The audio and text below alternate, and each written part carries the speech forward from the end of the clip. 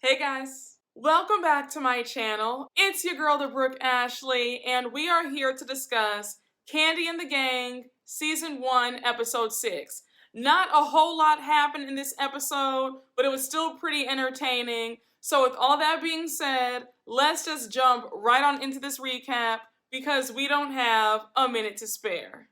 We start the episode off like we usually do with everybody at OLG. The restaurant is packed. As always, people are trying to take pictures of Mama Joyce and the aunties and Kandi and Todd. And baby, these three women who are obviously dressed in costumes show up to the restaurant. They're dressed like old ladies. And we find out that they're called the Detroit Grannies. But baby, they get to the restaurant and they start twerking in front of Mama Joyce and Aunt Nora. When I tell you the Aunt Nora's face was everything. She was looking like, what the hell? But yeah, honey, they're just twerking. They have these like giant asses. I think they put pillows in them. Or maybe they got a BBL. I don't know.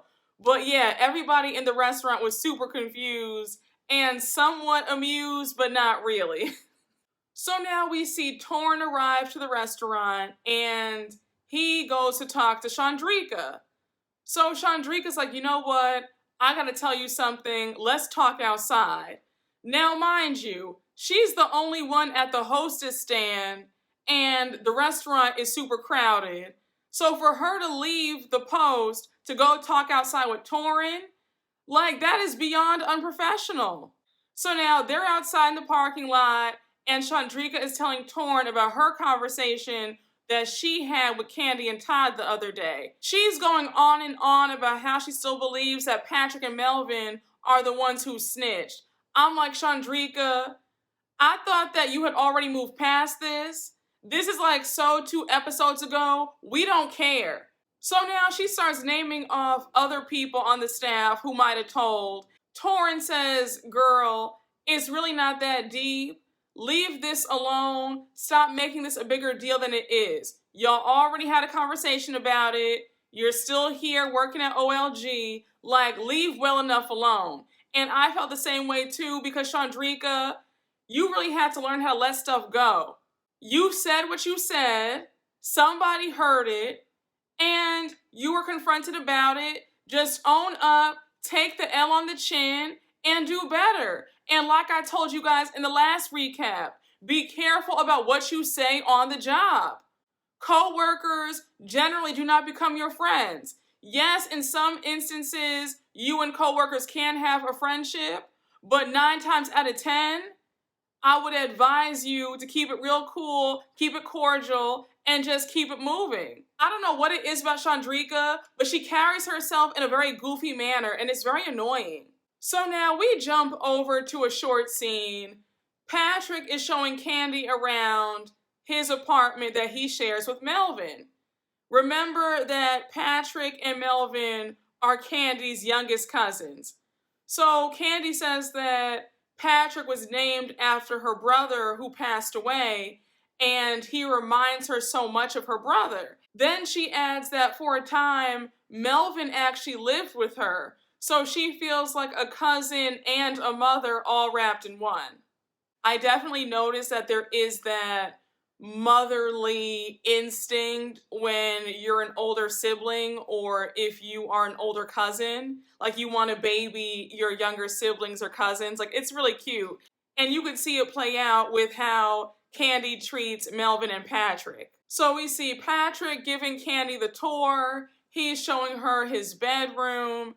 And I don't know why I was laughing so hard when I saw that his flat screen TV was hanging by some chains. I was like, I have seen many things, but I have never seen that. And that gave me some low-key anxiety. I personally feel like that's a disaster waiting to happen. And the chains didn't even look like they could hold the TV up for that much longer. So now Kandi wants to know if they're going to be having a housewarming party. So Patrick says no because Safari doesn't want me to. Kandi's like, wait, what? Like, that's so unlike you. You love throwing parties, and I'm really surprised to hear this. Then Kandi says in her confessional that it seems like Safari's wearing the pants in this relationship. Now, I already told you guys how I felt about Safari. I think that she's very controlling because I think that she's out of line to tell another grown person that they can't have a housewarming party. And also, Patrick does not live by himself. He lives with his cousin Melvin. So what if Melvin wants to throw a party? Are you going to tell Patrick that he can't attend the party? Like, I'm just not understanding what Safari thinks that she's doing. So now Melvin interjects and he says, well, the real reason is because Safari does not want Chandrika to attend. Again, like I said in a previous recap, this whole situation does not need to be blown out of proportion. Chandrika can be uninvited. Period, point blank, simple as that. And in my personal opinion, I don't understand why Chandrika would even want to go to her ex-F-buddy's housewarming party in the first place. Like, you don't have anything better to do with your time? So now Kandi says that she understands that, but then she says, look, Patrick, in relationships, we do tend to compromise and we want to be this perfect person for a partner, but as time goes on, our true selves come out. So now Kandi says, look, Patrick, like I said, you're the life of the party and you don't want to change yourself and become resentful. So throw the party and she'll just have to come around. And I agreed with Kandi. He should throw the party. If we're being honest, a lot of this feels like Patrick and Safari are both doing this for a storyline. Because in real life, I cannot imagine that him wanting to throw a housewarming party would cause all this stress and strife. Now we move on to the next scene with Todd and Kandi. They're having a business meeting. Don Juan shows up. And of course, Don Juan, being the bearer of bad news all the time, he shows Kandi and Todd and Philip the footage of Brandon and Dominique all hugged up on each other the other day. He's like, it's clear that they have something going on and that just can't happen. Then Todd goes on to say that he's obviously not ready to be a general manager. So now Kandi's like, wait up, because you guys are being a bit too hard on him. Like, me and Todd met on the job because Todd was in production. So she's like, it turned out well for us. So Todd's like, well, yeah, but that's different. Now, while I don't think that it's the best thing to date somebody on your job, it does happen. I want to say that if they should break up, I think that they could be amicable. I think that it wouldn't be, too awkward or uncomfortable for everybody. But I don't think that it's just the worst thing in the world that they're a couple now. So then Todd says that, I'm not saying to fire him, but one of them has got to go to another location. And remember how they have 2 OLG restaurants and Blaze Steakhouse. Now the conversation changes gears and Don Juan brings up Brian's sobriety. I said, I don't understand why Brian is in everybody's mouth. Like, can y'all leave this man alone? He's just trying to do his job and focus on himself and his egg roll business. Why do y'all always have something to say about him? But Don Juan says that he wants to have a conversation with Brian because Pebbles told him the other day that she was worried about Brian's sobriety.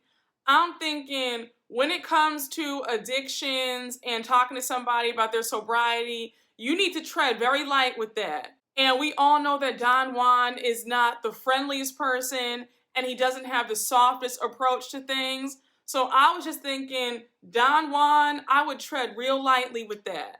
And I don't know if I'm cynical, but sometimes I feel like when folks are so concerned about you, that concern is really just a way to get in your business and to be secretly judgmental. So while they're talking, Mama Joyce, Aunt Bertha, and Aunt Nora arrive, and now the conversation changes gears to discuss new business opportunities. Todd says that they want to branch out and start selling some of their seasonings and sauces and some of their pies and desserts. So Mama Joyce, Aunt Bertha, and Aunt Nora are all excited and they're all on board. So now Todd says, and Mama Joyce, I have a surprise for you. I actually want to spend a day in the kitchen, like you mentioned the other day, but the one caveat is you guys all have to join me in the kitchen as well. So Mama Joyce is excited. She's down. She says that it's a good way for Todd to see how hard they really work in the kitchen. Now, in my personal opinion, I feel like Todd should have been in that kitchen to see how things are going a long time ago. These restaurants have been running now for about, 4 or 5 years? So why is he finally going in the kitchen now? I just think that when you have a business, you need to be hands-on and know what's going on.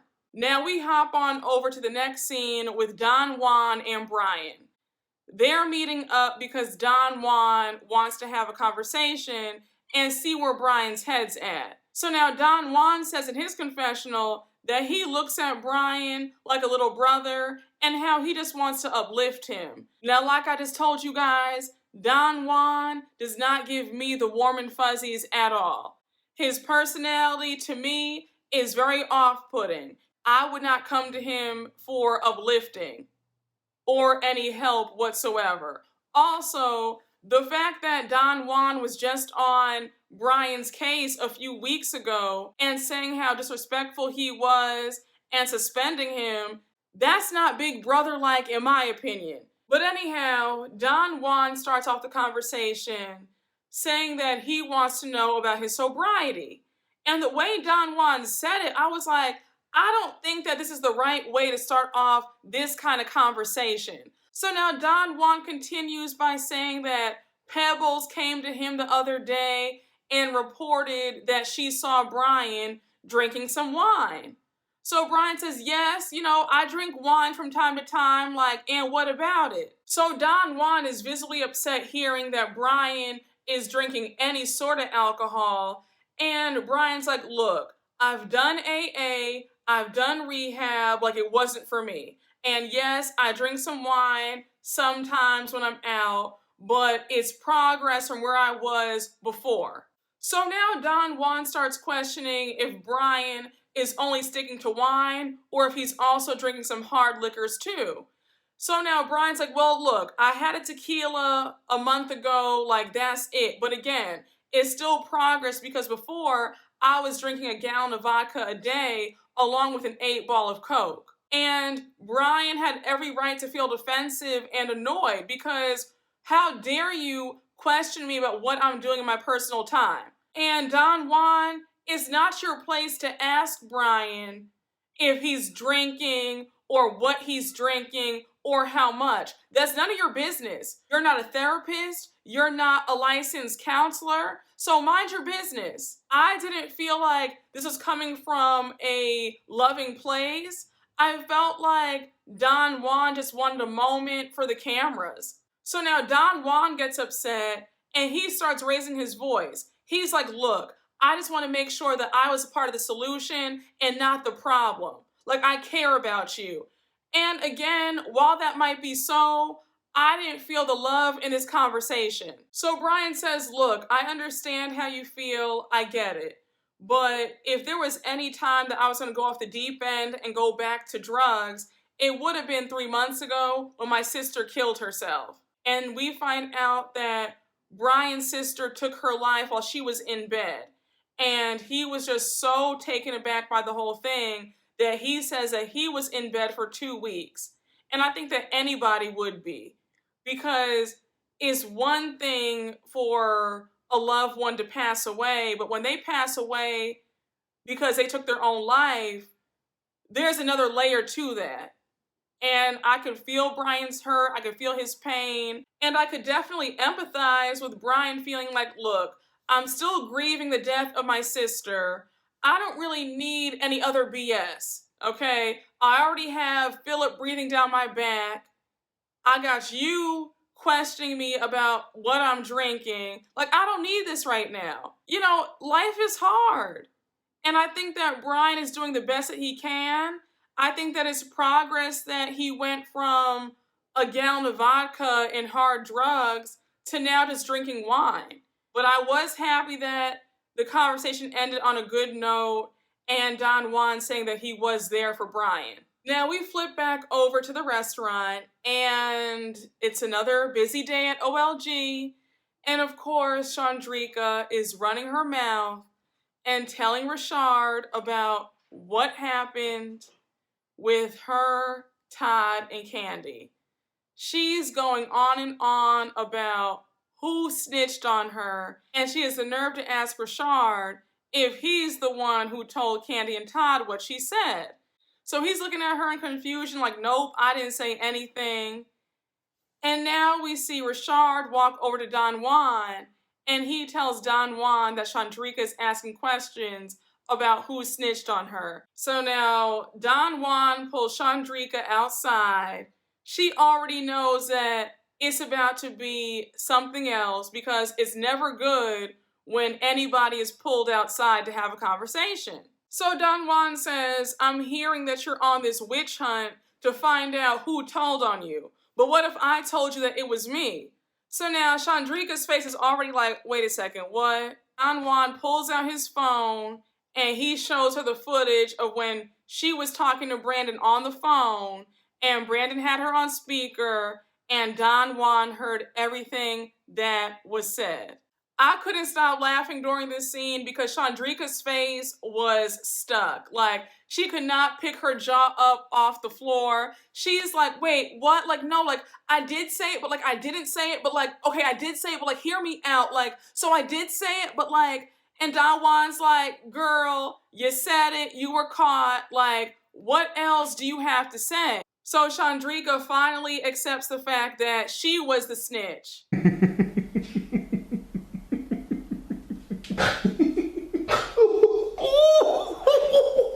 So the conversation is finally over. I said, thank you, Jesus. Won't he do it? No more about Chandrika trying to find out who told on her. So Chandrika goes back to do her job. She's talking to Philip. And we see Mama Joyce, Aunt Bertha, and Aunt Nora show up to the restaurant. And they're super excited because it's their day in the kitchen with Todd. Now, mind you, while they're waiting for Todd and Kandi to show up, they're just talking, and one of the producers tapped Aunt Bertha because he needed her to turn around for some reason. And I guess she thought that somebody was trying to touch her butt. So she turns around and she's like, who is that? Like, I was going to slap you. And it's like, Aunt Bertha, do you always have to be in a bad mood? Like, Aunt Bertha is another one. She never has anything positive to say. I don't know why she thinks that little mean old lady act is cute, but it's not. Even in her joint confessional with Mama Joyce and Aunt Nora, she never smiles. So now Kandi and Todd finally arrive and everybody is all ready for their day in the kitchen. Now, when I tell you that Todd being in that kitchen definitely brought him down a few pegs, because the way he could not keep up with those orders, the customers' meals were getting cold. They had to send the hamburgers back. Fried chicken was getting cold. The mac and cheese was cold. I said, Todd, this is why you need to be more hands-on. You think that what they're doing is so easy, but now here you are in this kitchen and you're struggling. Quick question for y'all. What was that appetizer that I kept seeing them make? It looked like it was like a fried something on it. Was it like fried green tomatoes? What was that? It looked delicious. I was like, whatever that is, that does look really good. Kandi's getting tired. Todd's ready to go. Bertha says that she's hungry and she goes outside to take a smoke break. And I screamed when she took out that long cigarette. I said, who is still smoking cigarettes in 2022? But Don Juan goes in the kitchen and tells them that they are off kitchen duty and their day is done. So now we see the producers asking Kandi and Todd if they have more respect for the kitchen staff. Kandi says that she always had respect for them, and Todd says that yes, he does have respect for them, especially seeing how hard the job truly is. Now we move on to the next scene with Kandi surprising Mama Joyce with a non-surgical butt lift. And they're at Safari's med spa. And I was wondering, like, did Kandi pay Safari for this, or did she get this for free? Because again, you know how cheap Miss Kandi is, but I digress. So Mama Joyce is excited for her procedure. She wants her butt to sit up high like it used to. And while she's getting that done, we see Kandi trying to get to know Safari. So she's asking Safari questions. And of course, this housewarming party comes up yet again. So Candy's like, yeah, Patrick was telling me that he wants to have a housewarming party. You don't want him to. So Safari is definitely shocked at what Candy's saying. And she's like, no, it's not like that. I never said that he couldn't have the party. I just don't want somebody who doesn't like me to be at the party. And she's obviously talking about Chandrika. So Kandi says, I don't think that Chandrika doesn't like you. Like, I think that she's fine with you. And I feel the same way too. I think that Safari feels a type of way at the fact that Patrick and Chandrika have history. I don't think that Chandrika dislikes Safari. And it's so annoying how in these situations, the man always gets off scot-free and it's the women who can't stand each other. Safari and Chandrika shouldn't have a problem with each other. They should be just fine. Also, she has a new man. So why are you focused on her? Focus on you and your man. So Safari interjects and says, look, I'm not a controlling girlfriend by any means. I just demand respect. Now, Safari, there's nothing wrong with wanting respect. You should get respect. Absolutely. However, you definitely look and sound very controlling when you tell your partner that they can't have a party. Safari, you're low-key controlling, and I know that you want to be delusional and say that you're not, but you are. And that's a very unattractive quality in anybody. Now we get to the last scene of the episode, and we see Don, Juan, and Philip confronting Brandon about his relationship with Dominique. They want to get to the bottom of this. They're like, what's going on? Because we clearly see that you guys are together in this footage. Brandon is obviously uncomfortable and shocked that they found out his secret. And he's like, yeah, we've been seeing each other, but it's after work hours, but we are together. So, of course, Don Juan keeps repeating himself about how Brandon is the manager and Dominique is the bartender, and this just can't happen. So now Don Juan goes on to ask if Brandon wants to win. I'm like, Don Juan, can you stop being so dramatic for once? Like, it's enough already. Did y'all have this same smoke for Chandrika and Patrick when they were messing around? Like, why are y'all just making the biggest deal about Brandon and Dominique? So, of course, Brandon is stuttering and stammering. He can hardly get the words out. And Philip suggests that he might have to change restaurants and work at Blaze Steakhouse. Now we see Brandon drive over to Dominique's dance rehearsal, and you can see that Dominique is annoyed, she's surprised, because you're not allowed to have people just pop into your rehearsal. But I was really put off at Brandon just popping up to her rehearsal like that. Like, you don't do that. And the other dancers were looking at her crazy, like, girl, really? I'm like, Brandon, you are too old to be moving the way that you're moving. Like, who does that? So he pulls her outside to talk, and he's like, I have some news for you. Don, Juan, and Philip found out about us. They caught us on camera. So Dominique's like, are you serious right now? Like, what? Like, what did they say? So he's like, well, they weren't happy about it, and they suggested that one of us work at Blaze Steakhouse.